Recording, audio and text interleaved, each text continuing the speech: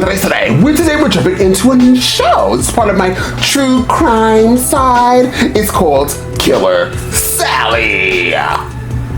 Ooh.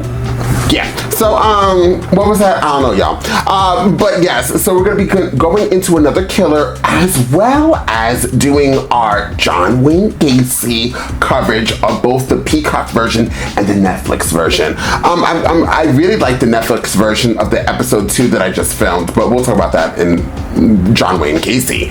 But there's just so many killers. So, now we're on to Killer Sally. I think that she is, I know nothing of this person, so how about I just shut the hell up and let you guys know this is gonna be a full reaction, okay? A full reaction here on my YouTube platform for my entire channel, but as we go through the other episodes, it's going to be for the second and third tier. So definitely sign up, guys, to my channel membership here on the YouTube platform or my other platform, Patreon, and you guys will be able to see this in full reaction and join with me. I will be cutting and editing these shows because YouTube is YouTubing, and that means they are blocking and they are coming at me hard every day. It's something new with YouTube. So although I use their platform, they're annoying, and they don't follow federal guideline laws about fair use. They don't know what that is. So definitely it's gonna be chopped and screwed. I hope I can make it be, you know, make sense so you guys have a good reaction content thing. So I'm ready to jump into this. I don't know if you guys understood anything I just said, but I'm ready to jump into this. Once again, I have no idea who this person is. I just saw a killer and I said, I have content. No. I saw a killer and I knew that this is going to be part of the same realm of John Wayne Gacy. So I'm ready to jump into this, guys. And I'm kind of nervous, but you know, I have you guys with me. With that being said, let's jump into Killer Sally and find out exactly what this content has got to give. Oh, she's part of the FBI? I mean, military? What is she? It's like Sable from WWE. Hi, I used to be Sergeant McNeil. If you're interested in wrestling me personally, just give me a call. Oh, so she is a wrestler? Oh, she's a wrestler. He's married to Ray McNeil, who's certainly one of the most muscular pros alive. Allie didn't talk about what was happening with Ray. And I've learned to, like, suppress things and block them out. Told me that I'm the violent one.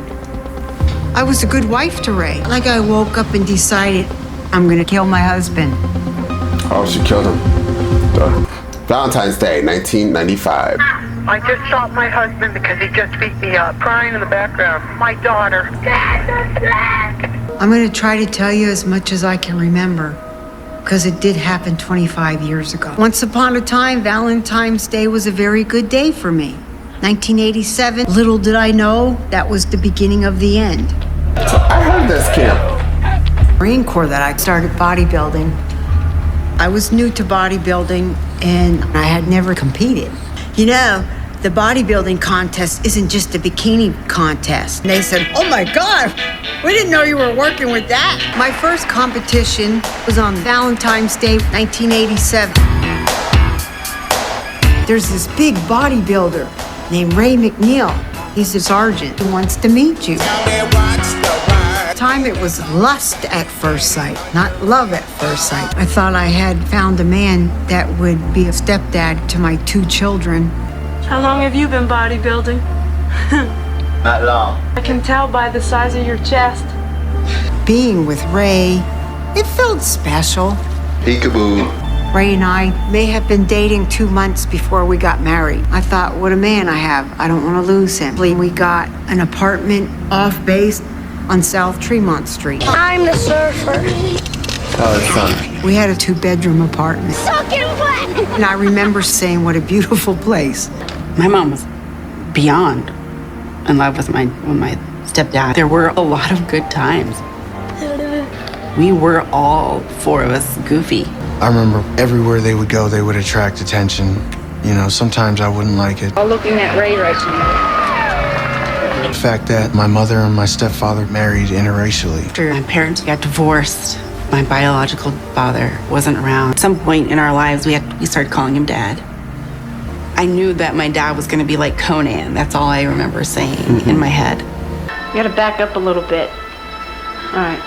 We were the first husband and wife that won separate individual events. Sally McNeil, I'm a sergeant in the Marine Corps, and I'm stationed at Camp Pendleton. They had the makings of real good careers. Had some great success as an amateur. And this guy, Mr. Armed Forces, Ray McNeil. Married to Ray McNeil, who certainly has what it takes to go to the very, very top in bodybuilding. More opportunities on the pros to make money. There's more connection, a leaked jump to make from amateur to the pros. He wanted to win the Mr. Olympia. His dream was my dream. Could have gave him the moon, I would have gave him the moon. I was still in the Marines. I was a cook at the mess hall. Money was really tight. My mother used to go dumpster diving for cans. We were poor and they were dedicated athletes trying to make it. For Ray, the North America was the gateway into the pro. There are 8 poses in bodybuilding competition. There's this man, Paul Dillette, that's going to compete in the heavyweight. I was sitting by the door, and when Paul Dillette came through, I almost fainted. And little Ray over there, I didn't think he had a chance. I was surprised when Paul Dillette turned around. The definition wasn't there. When Ray hit his back bicep, it was like, boom, boom, boom, boom, boom. Like, you know what? He probably got a chance. I mean, Ray was cut. Everybody looking at Paul. All of a sudden, they started looking at Ray. He's like, oh my God, I'm not even gonna place. And I said, you're winning, Ray. Package that was Ray McNeil walked away with the crown. On stage to flex next to Dad, the newly crowned North American champion. And he was a good-looking guy. You're gonna make a lot of money if you place well. Me and my brother were very involved in the bodybuilding community. Remember, we got to meet Lou Ferrigno. I love the Incredible Hulk, and I got to see him in person. Some of the women were pretty. I had a crush on a couple of them I would follow. Spray paint on my mom, and even sometimes on my dad. My dad wearing the little skimpy underwear, and I was asking them, why are you guys doing this? This is so embarrassing. Pristine you can make your body, and how chiseled, and it's a form of artwork. Ray loves Sally. Name is Wayne D'Amelia. I'm the former chairman of the IFBB Pro Division and considered by many people the best promoter the sport has ever had. Hi, Arnold! The Mr. Olympia competition is the top event. Arnold Schwarzenegger! Arnold also brought on, the fitness revolution. The ladies have invaded the gyms and women's bodybuilding is coming on strong. What you're going to see is very novel, very entertaining. And about 30 women came. What we were doing with the women. And the judges are looking at me and go, Wayne, what are we looking for? Select a girl that just looks the best and is toned. Number 25, Rachel McLean.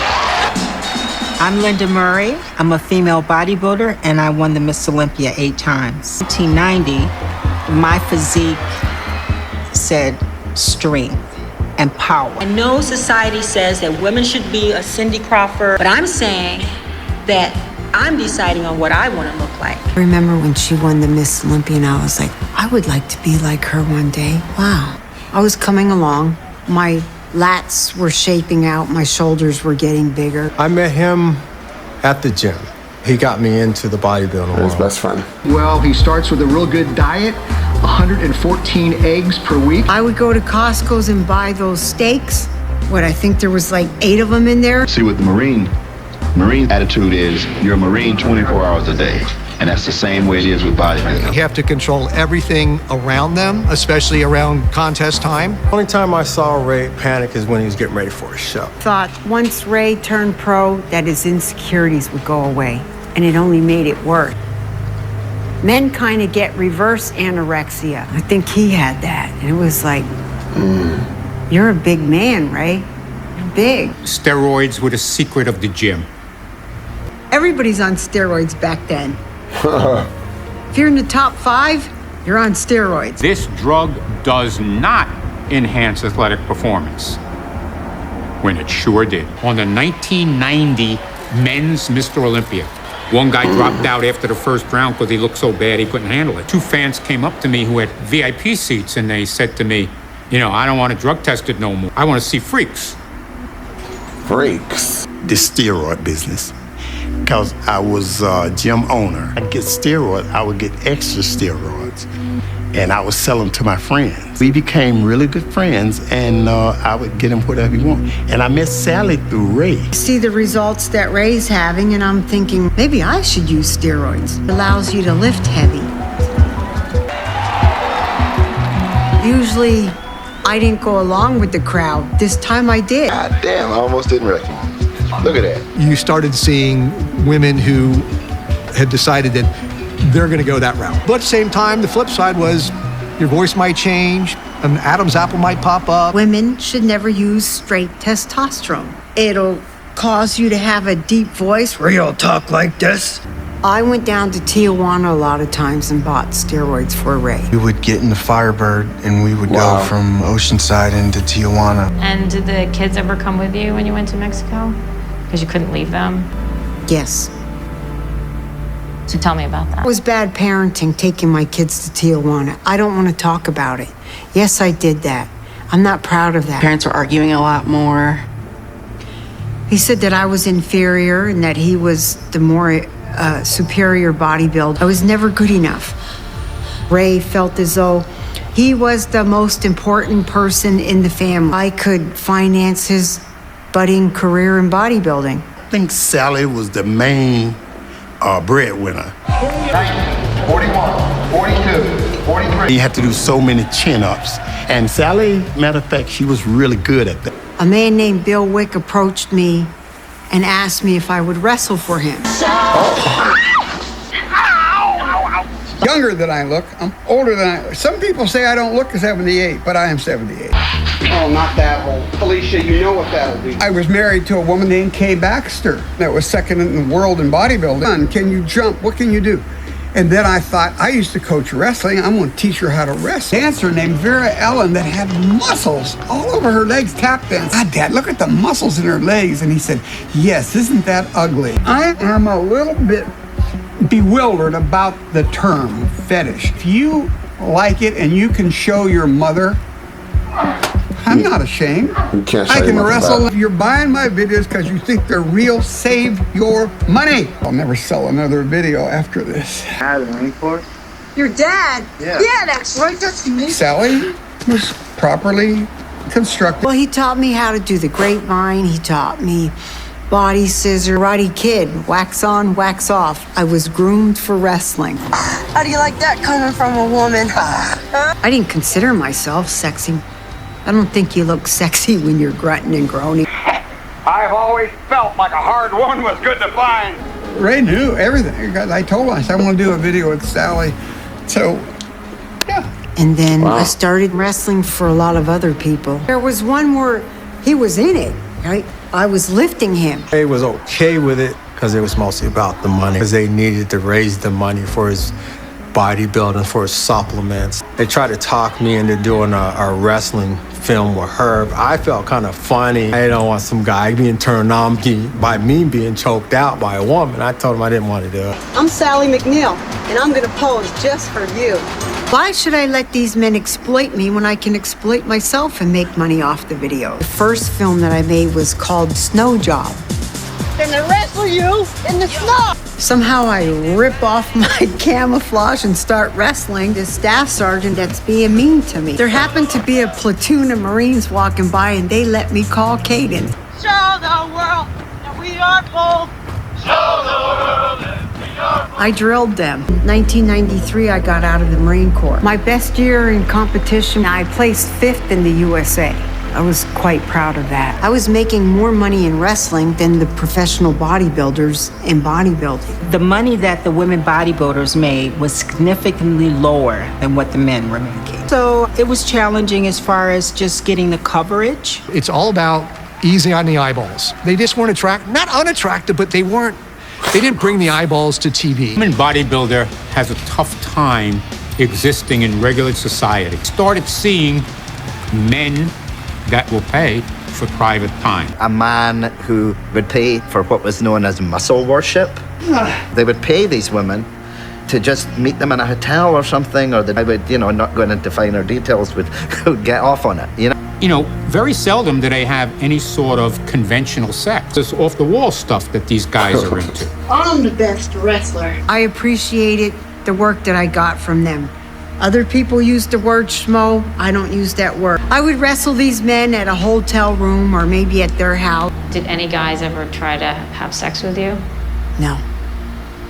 I was married. Guys that were in charge of everything. So there would be a time when they wanted a woman to take over. Actually, the garbage truck workers smelled better than the Wall Street Journal type of guys. Somebody looking in would say it's bizarre. Making so much money that compensates for the bad feelings I may have. $300 an hour outweighs the fact that I'm wrestling a man in an apartment. Okay. I was flying cross country to go to New York City. When my mom was wrestling, I absolutely hated it. Men that she wrestled were creepy. They were weird. It was embarrassing. Made Ray happy that it was paying for his steroids. In 1993, I spent $24,000 on him. Building Championship Day. That year, Ray qualified for the Mr. Olympia. He was getting invited to the most prestigious event of bodybuilding. For Ray, the Mr. Olympia was the holy grail. And now his destiny was all up to him. In 1993, the check for winning was $100,000. Peripheral benefits of being Mr. Olympia were endless. Up next here at the Olympia is Ray McNeil out of Oceanside, California. Kill it! You have to make sure every body part is just gorging with blood so everything's popping. His leg development was a little lacking. His calves were not good at all. The reigning Mr. Olympia, Dorian Yates. I mean, they called Dorian Yates the Shadow. Shadow? Ray was not ready for that. You know, there's no way he was going to stand next to those guys and be competitive. I think you're ready to go. And then coming up short is, it's a hard knock. They never knew how angry it made him. I knew. Really? Was probably the most talented person I knew. He had demons to deal with. Ray was born in North Carolina. His mom gave him away when he was 2 weeks old. I went back there with him to visit. The walls were papered with newspaper and the floorboards were bare. Ray told me the boy that his aunt had living at the house sexually attacked him. Wow. Majority of people that knew him personally knew he was just a gentle giant. He had a short fuse. My dad was totally Dr. Jekyll and Mr. Hyde. His personality it always did flip.